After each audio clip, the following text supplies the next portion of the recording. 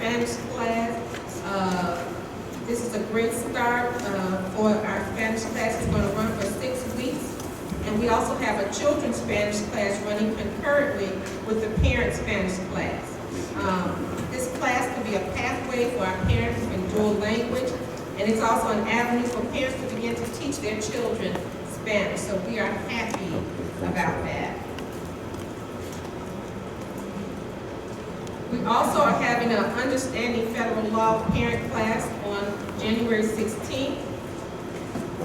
And if anyone would like to engage in the staff community basketball game, male or female, that will take place on January 31st. And you can see Dr. Mays over at Hope Powell or Ina Jones. Thank you. Our science textbook adoption. We have completed researching and vetting science materials. Dr. Adams, thank you and her team, and the district science teacher has spent weeks studying science materials, and we are ready to bring forth an adoption. Dr. Adams, you want to talk about that? Yes. Good evening, Superintendent Alford, Board of Education members, and our ESD community. Happy New Year. The start of a brand new decade, 2020. As you may recall, and as Dr. Alford stated, we discussed the need for a new science textbook at the middle school level. The need arose from the dated series currently being utilized in our science classrooms at the middle school level. The current series was published prior to the adoption of our next generation science standards. Therefore, it is not aligned to state expectations for learning for our students. With the opportunity to participate and provide input, our middle school science teachers met with myself and other administrators to research, investigate, and identify high-quality resources to aid in the delivery of next-generation science standards-aligned science instruction. We began with a review of the top-ranked programs using a national database called edreports.org. This database ranks instructional programs on a continuum based on how well they are designed for NGSS, coherence and scope, alignment, and usability ratings.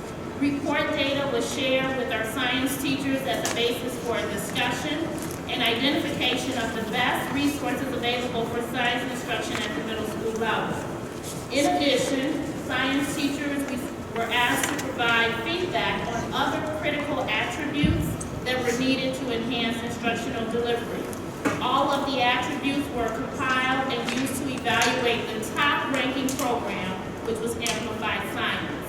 Amplified Science is an interactive science curriculum that provides a blended model of instruction.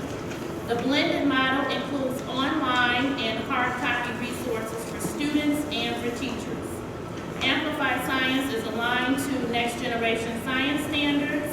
It provides differentiation, strategies, and resources. It incorporates informational text with the ability to provide audio support, digital and hands-on simulations, student investigative workbooks aid in capturing and reinforcing evidence-based writing support during science instruction. Assessment opportunities include performance-based measures aimed at demonstration of inquiry-based projects. Amplified Science materials are available in Spanish, and acceleration materials are included. Teachers have been afforded the opportunity to investigate, analyze the entire program via demonstration portals and hard copies of all printed materials. Amplified Science is being recommended for adoption as we continue through the 2020 school year and beyond. If approved, teacher training will commence with an introductory overview and follow-up lesson study and delivery. Training and support will be ongoing as teachers become familiar with the Amplified Science program and its essential components. The cost of Amplified Science program is approximately $90,000 for a comprehensive 3-year package. There will be annual costs subsequent to that will include replacement of consumable items that are needed, including student interactive workbooks and replenishable lab kits. Tonight, we are requesting approval of Amplified Simplified Science curriculum as our middle school curriculum moving forward. Currently, our sciences are outdated. Yes, ma'am. They were printed prior to the adoption of next generation science standards, so they are no longer aligned to the expectations of this change. Thank you, Dr. Adams. More and more schools are realizing the benefits of sending devices home, whether Chromebooks or iPads. It enables 24/7 learning, gives students access to all resources, as well as builds their technology skills. We have completed our Chromebook take-home policy and ready to move forward in the launching of our Chromebook take-home. And I'll bring Mr. Short forward just to talk briefly about taking our Chromebook home at the middle school level.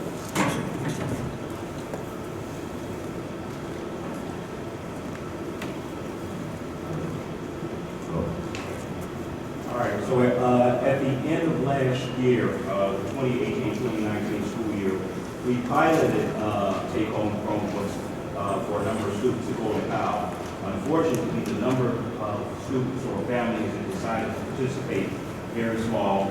That number was actually 10. Though the number was small, we were fortunate in being able to gather some data so that we could move forward with the process. So over the last quarter, one of the things myself and the technology team have done is we put together a take-home procedure and process with entailing all of the steps that would be required. One being, if they decide to sign up for the program, outlining what the cost would be, i.e., we're initially going to be looking at $75 a year annual cost. We documented what the repair costs would look like in the event that the devices were broke.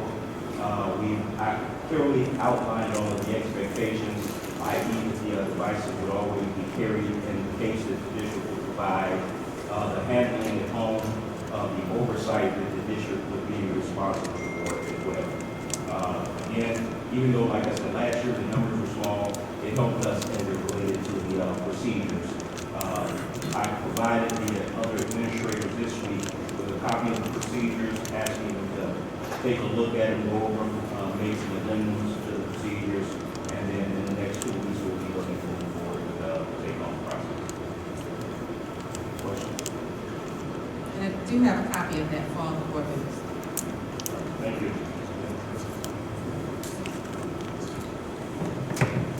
Okay, Press Policy 102, we are seeking an approval for the final read of Press Policy 102.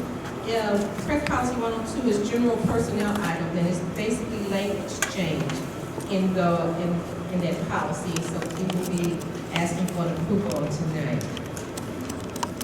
Next, our focus is always education and the well-being of our students. One thing that permeates in the educational process is change.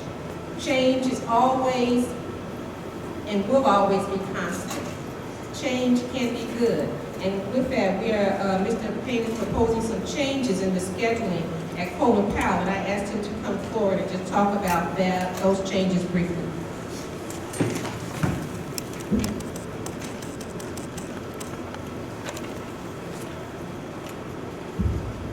Good evening, Board of Education, Superintendent Alfred, and the Matson community. The purpose of the scheduling change is to bring continuity and consistency to English language arts. Currently, students receive instructional literacy and literature and language arts by 2 different teachers. Their classes and state standards have been taught in isolation. Teachers were notified of the change in October that there would be more consistency and alignment and collaboration between and among literature and language arts classes. Due to the current instructional schedule, there continues to be a disconnect between these 2 areas, and some standards are still being taught in isolation. With the upcoming schedule change, students and teachers will be given the much needed time to engage in the 4 blocks of balanced literacy model, which includes vocabulary comprehension fluency and writing each day. This allows additional time to incorporate district-level expectations of differentiation and small guided group instruction. Each teacher is responsible for teaching to the Common Core English Language Arts state standards in their classroom, which provides an opportunity to integrate all aspects of the reading and writing continuum. Parent letters went out today, communicating the upcoming changes as we anticipate the changes to take effect on January 21st. In closing, I wholeheartedly believe this is the best model to support all learners, and I, in collaboration with the district office, decided to make the changes immediately. Sometimes the right thing to do is not always the most popular. Any questions? So how long will the class be? So the classes are 55 minutes each, and they'll be stacked on top of one another in most cases. So they'll have 2 periods of hour and 50 minutes.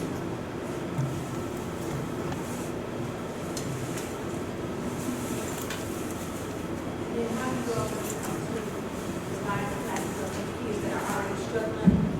Are they going to be separate, or teacher then has to incorporate all of those kids with those 2 hours?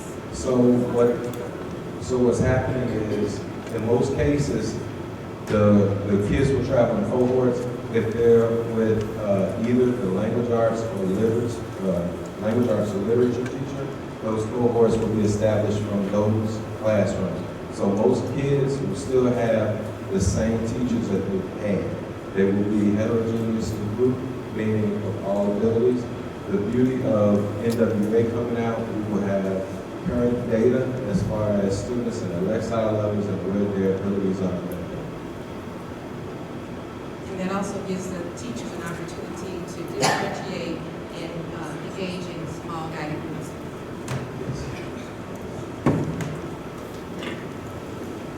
All right, thank you, Mr. Payne.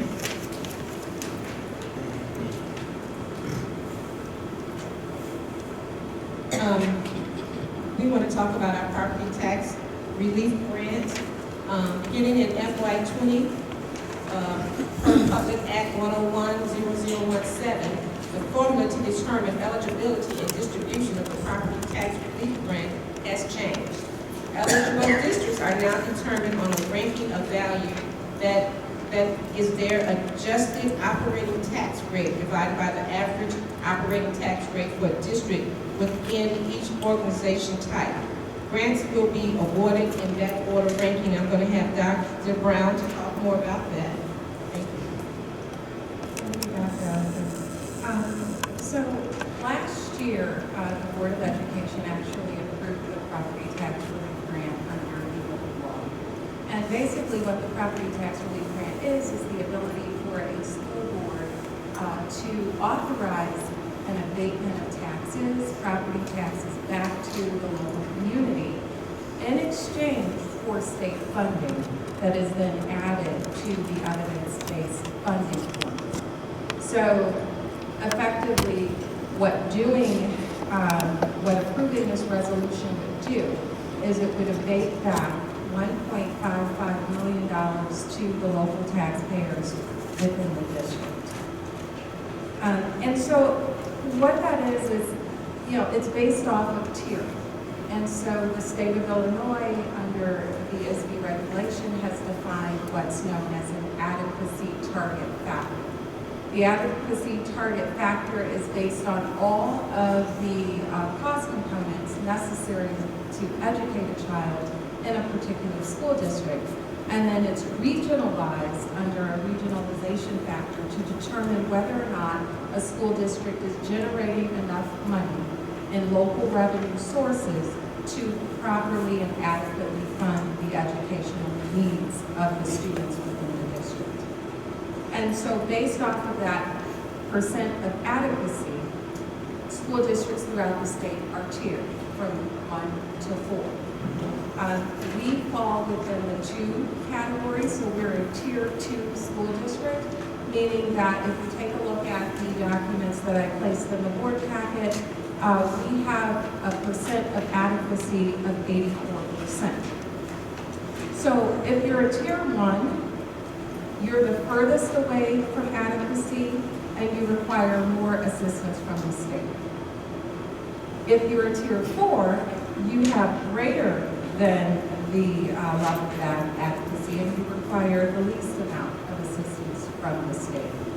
Tier 2 falls right below Tier 1, and that virtually kind of puts us in a really good position from a funding standpoint to actually receive all of the dollars that we would abate back to the taxpayers under the property tax relief grant. It's based off of the formula that's also presented here. The percent of relief possible under the grant is 78.5% of the amount abated. So by approving the property tax relief grant resolution as presented, the district would be basically locking itself in to abate the exact same amount for 2 years, because you have to abate for 2 years in order to receive the 78.5% of the abatement in your base minimum funding for the EBF, which is the evidence-based funding for the state. Okay, so when you couple that with the other component that we just approved as a district, that the board approved as a board last month, which is our synthetic bond refinance, where we are abating back over $2 million. This board, if it approves the property tax relief grant, will have abated back to our community over $3.8 million for tax year 2020 when you combine those two. So that is the recommendation of the administration and the Board of Education to approve the resolution for the property tax relief. Are there any questions with respect to the resolution as presented?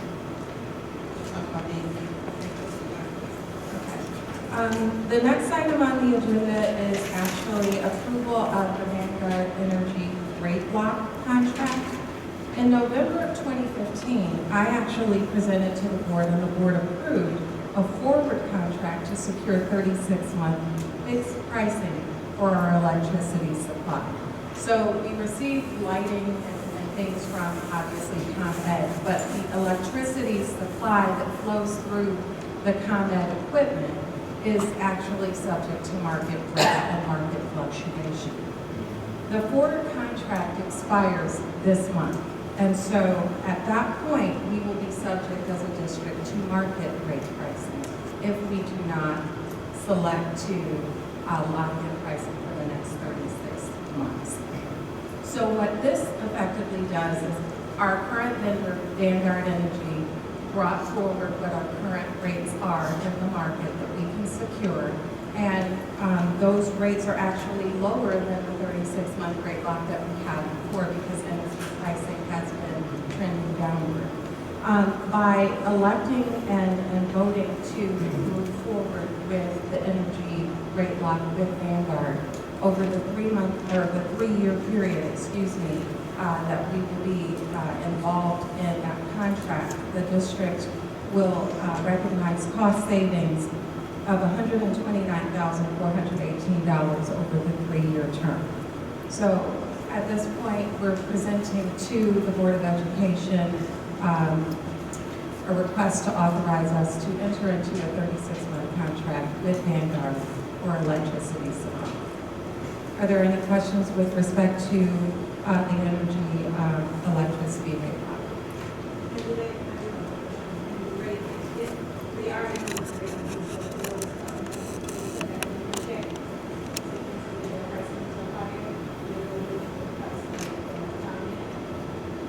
So their pricing is usually a bit lower than ComEd.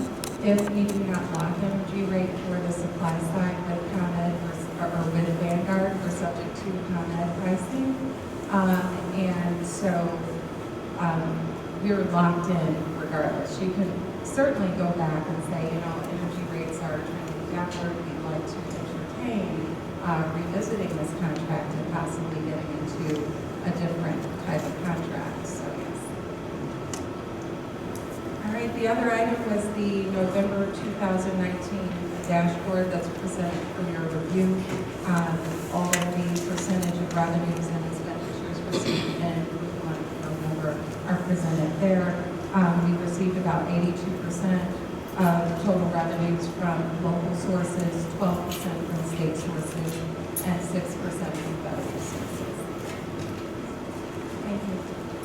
Thank you, Dr. Brown. The last item I have on my agenda is, Ms. Baker, can you stand up, please? Thank you. I received a letter from the IEA congratulating Monica Bitten. Monica has been nominated by our state association to receive full funding for NEA to attend the 2020 NEA ESP conference and pre-conference in New Orleans, Louisiana, March 19th through 22nd at the New Orleans Marriott. The NEA ESP conference is the premier professional development opportunity for education support personnel. Congratulations, Monica. Total among 5,000 applicants. So, and with that, Mr. President, I give my report. Thank you, Madam Superintendent. And before we move into what is the business, just wanted to let's just go ahead and what is the business?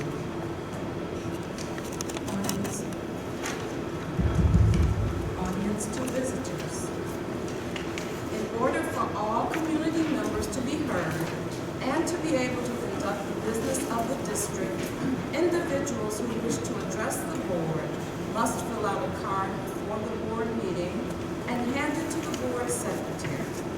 Comments are limited to 3 minutes per person. I have one comment card, Veronica Franklin.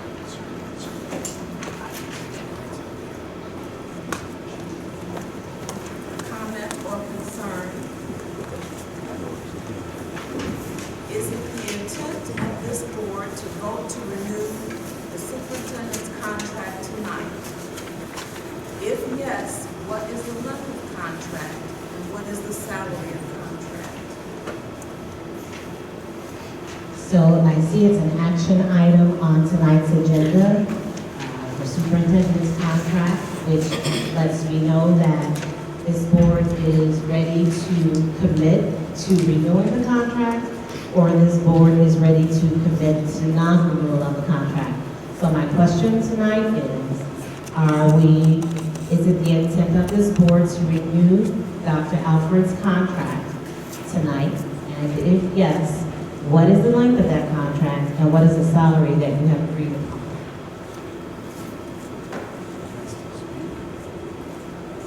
We are discussing the contract tonight. Those things have not been. So you're discussing it tonight, there will be no vote tonight. We are discussing the contract tonight. There will be no vote tonight, it's discussion only. There possibly will be a vote tonight. So if there possibly will be a vote tonight, then you have had discussion. And I'm aware of that because I sat on the board previously. So there has already been some discussion. So what is the salary that you have considered and what is the length of contract that you have considered? We have not considered the salary just yet, and the legal contract has not been discussed tonight. Okay, well, as a parent and as a former board member and as a community member in Matson, I do have a few concerns that I would like to be considered as you discuss renewal or non-renewal of this contract this evening. One of them is low scores, and I know in the past those low scores have been blamed predominantly on Colin Powell. I haven't had a conversation with ESD about math. The conversation is not, the low scores is not just a Colin Powell issue. It is a district issue. And so since it is a district issue, for me, that's an area of concern. It's an area that the scores have dropped so much so that Colin Powell's rating with the Illinois report card has dropped from commendable to underperforming. And that should be a serious consideration when you're having your discussion about this contract renewal. Also, last month, we were told that there was a $1.2 million deficit, which now I don't understand how we are abating $3.8 million if we have a $1.2 million deficit.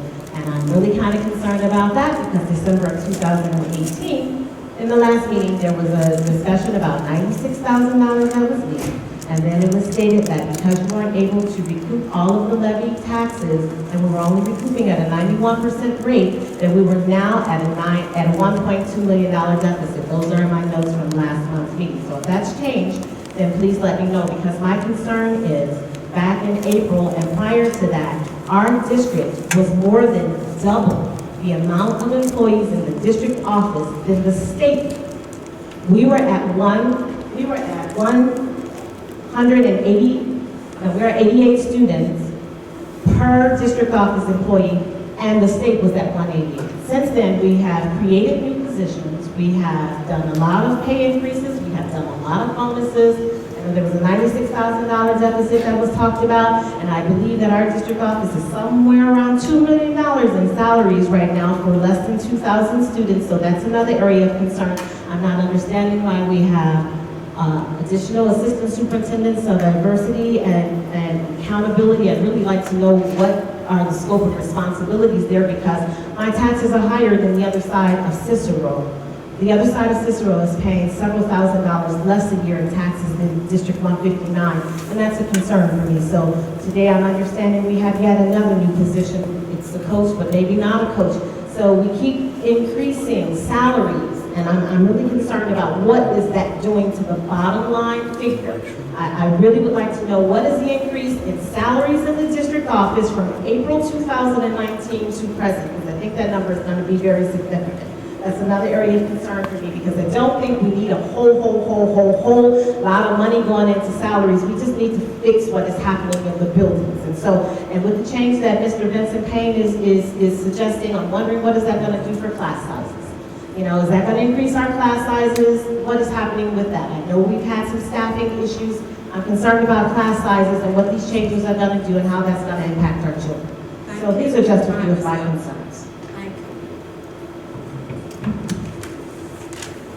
Mr. President, if I can address the deficit that actually is not a deficit, I certainly will.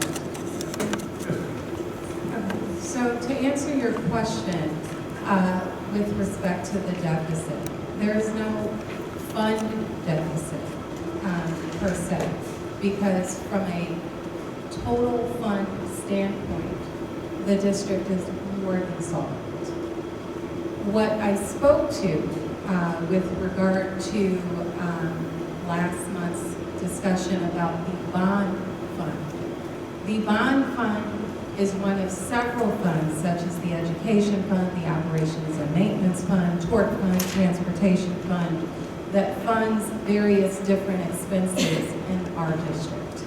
When you have a 91% collection rate, which means that only 91% of all taxes for all properties in the district's footprint is paying their property tax, you have a shortfall across all funds with regard to what you are collecting to pay the district's bills. And over a period of time, that deficit increases as the collection rate continues to fall. So this isn't a function of operational impropriety. It is a function of taxpayers not being able to maybe pay a tax bill. It is a function of homes being foreclosed on and no one's paying the property taxes. It is a function of taxes going unpaid, and during the annual scavenger sale that Cook County holds every other year, there are no tax buyers to cover that shortfall. So in order to cure that, what the board decided to do was authorize our administration to actually synthetically refinance our bonds so that we can move from a $5 million debt service payment to a $2 million debt service payment after all of the tax abatements that former and previous boards approved. That actually is causing some of the deficit when we have to abate back taxes to corporations who are more than capable of paying their fair share. So that is what I was referring to with respect to the $1.2 million deficit as well as the $96,000 deficit. Those are the reasons why we are moving in the direction that we are, so that we can actually shore up the district's books and not have to borrow from operating funds in order to fund debt service payments. Hopefully that answers your question. It does, thank you, but I had another concern. If we're solvent, why are we out of paper in the buildings? Why are parents using their money, teachers using their money? Okay, that's fine. If we're solvent, no, we shouldn't be out of paper. The building should not be out of tissue paper, they should not be out of soap. Mrs. Frank, please. That's it.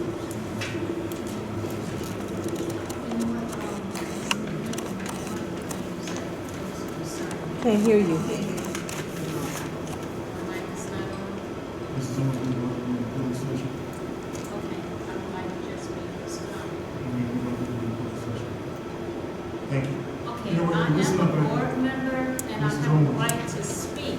And if you need a Mrs. mic and Owens. you take that thing and shove it, because it Mrs. makes no Owens. sense that Right. anybody else can speak and then you keep trying to close me down with that. Motion to recess the closed session, No, you can discuss close all you want, appointments, but I'm going employment, to say compensation, discipline, the and collective community needs negotiations. to come out and Motion. fight for your schools because the kids didn't have toilet paper. Roll call. And the kids don't have paper to do their homework. Roll call. And so the community needs to come out and fight this board because you all are being treated bad. Yes. And you're not getting the information you need to get. That's from a board Thank you. member. Thank you. Excuse me, can you?